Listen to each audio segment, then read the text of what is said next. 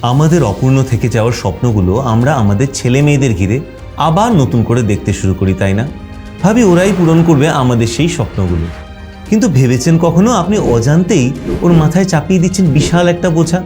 আপনি হয়তো ডাক্তার হতে চেয়েছিলেন, জীবনের ঘাত প্রতিঘাতে হয়ে ওঠেনি, এখন চান ছেলে ডাক্তার হোক। অথবা আইএএস অফিসার হতে চেয়েছিলেন, এখন ব্রাইট মেয়েটাকে দেখে মনে হয় ও আইএএস হোক। কিন্তু ওর নিজের স্বপ্নটা কোথায় যাবে? ও যদি বলে আমি মিউজিক ভালোবাসি, তখন তো আমরা বাবা মায়েরা বলি এসব নিয়ে কেরিয়ার হয় নাকি? এই কথার পেছনেও থাকে আমাদের সেই স্বপ্ন আর প্রত্যাশা। এই ছোট ছোট কথাগুলি ওর মন ও স্বপ্নটা ভেঙে দেয়। তাই এই ক্ষেত্রে বোধহয় আমাদের একটু সচেতন হওয়া উচিত। আমরা আমাদের সন্তানদের ভালোবাসি, কিন্তু ওর জীবনটা ওর নিজের। আপনি পাশে থাকুন গাইড হিসেবে, চাপিয়ে দিতে নয়।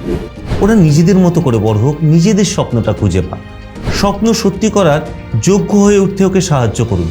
তবেই একদিন ও ঠিক সফল হবে।